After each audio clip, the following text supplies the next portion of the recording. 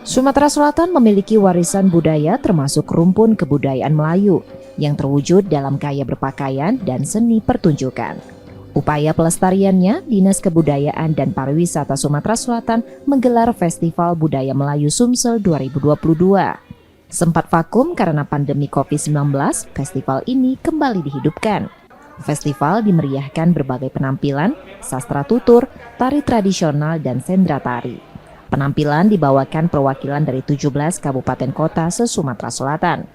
Festival merupakan upaya melestarikan budaya Melayu di Sumsel agar tidak hanyut di tengah masyarakat yang multikultural, agar tumbuh kebanggaan dan kecintaan masyarakat serta turut melestarikan kebudayaan daerah.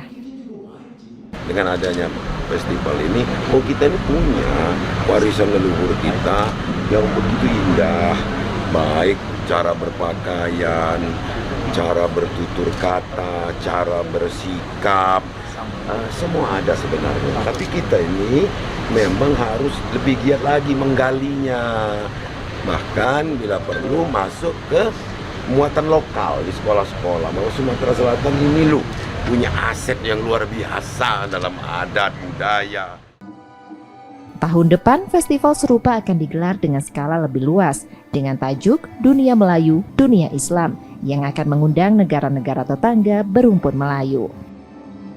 M. Rizky Nurmizan, Kompas TV, Palembang, Sumatera Selatan.